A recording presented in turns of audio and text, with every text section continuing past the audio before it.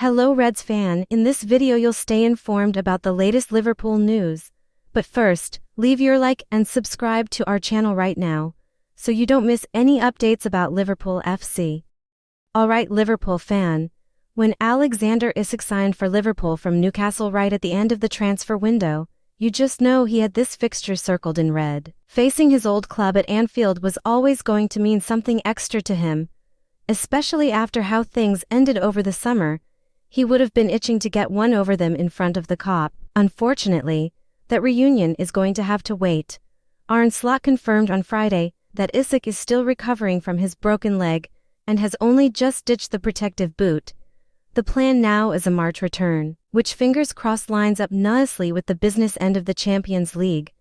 That's when Liverpool will really need him firing. In the meantime, fans were treated to a rare glimpse of the Reds' number 9 on Friday at the AXA training center. Isak was spotted alongside another long-term absentee, Giovanni Leone, and just seeing them around the place lifted spirits straight away. It's fair to say Isak's massive £125 million move hasn't gone to plan so far.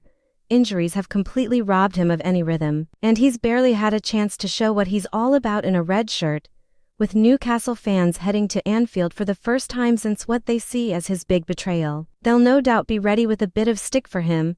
Liverpool fans, though, just want him back on the pitch, fit and smiling. A short clip shared by the club on X on Friday gave everyone a boost. Isak was seen leaning over the coffee bar signing a home shirt before heading off toward the stairs. He wasn't moving perfectly and there was a slight limp, but the key thing is he was walking unassisted. That's a huge step forward. Next comes grass, then training, then hopefully match day.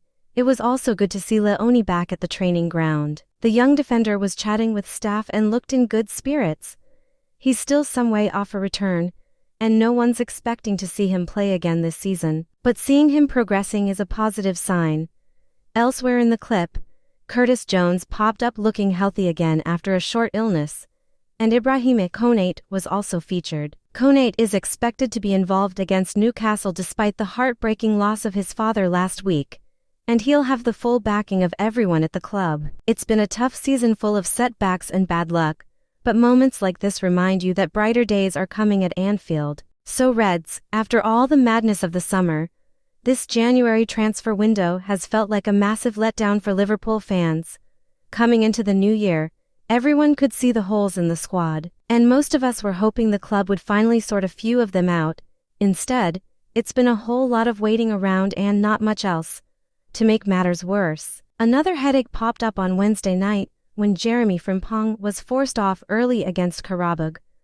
Arne Slot has since said Frimpong could be out for a few weeks, but that vague update hasn't exactly filled anyone with confidence. Right now, Liverpool are basically staring at a right-back crisis and hoping nothing else goes wrong. Slot did at least leave the door slightly open during his press conference on Friday, refusing to fully rule out a late move before the window slams shut.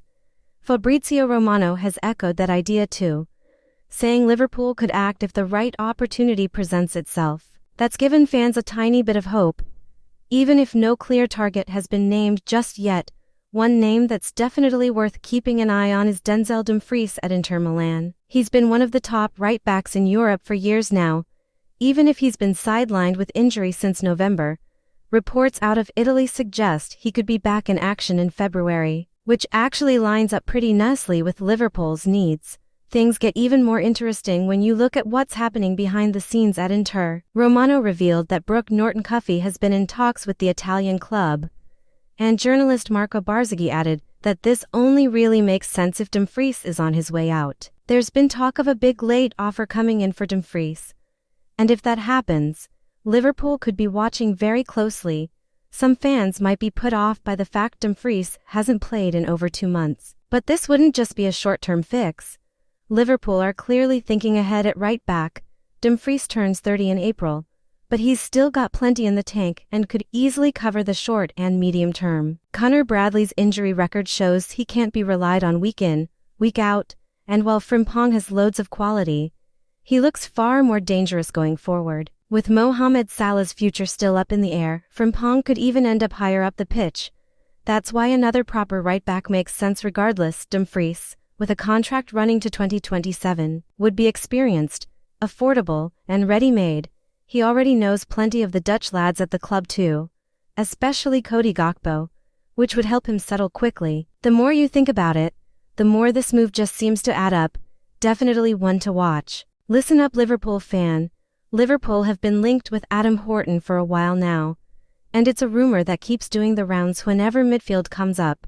To be fair, it's not hard to see why. Right now, Arne Slot's squad is looking a bit thin in the middle of the park, especially when you talk about proper quality depth rather than just bodies to fill gaps. There's been talk this January about Curtis Jones possibly moving on, and at the same time, Wataru Endo can't seem to get a regular start in the Premier League under Slot. All of that has naturally got fans wondering if the club are planning to bring someone new in to strengthen centrally. Horton's name has been mentioned more than once in that conversation. He's young, composed, and has looked very tidy at Crystal Palace. On the surface, he feels like the sort of player Liverpool would usually track closely, but despite all the noise online, the idea of a deal being close has been played down this week. Journalist Ben Jacobs came out and pretty much shut the whole thing down. According to him, there's no agreement in place, no long-term contract lined up, and no guarantee at all that Horton is heading to Anfield. Palace would actually love to keep him and extend his deal, but the player himself has ambitions of playing Champions League football, which is understandable. That means a summer move could make more sense if anything is going to happen, but right now, there's no sign. Liverpool are making a serious push.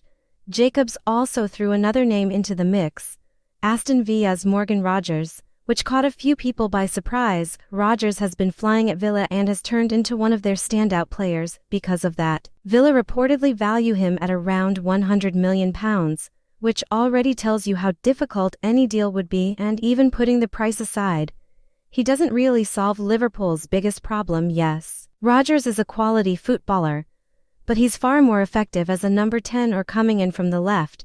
That's not where Liverpool are short. What the Reds really need is someone comfortable deeper in midfield, someone who can control games and offer balance. If Rogers came in as an attacking midfielder, Dominic Szoboszlai would need to move out of position. If he played on the left, it creates issues fitting Szoboszlai and Florian Wirtz into the same team. So while the links are interesting, this one doesn't quite add up right now. This is the Liverpool FC News Fan channel, and I'll stop here. If you liked it, don't forget to leave a like and subscribe to the channel. A big hug and see you in the next video.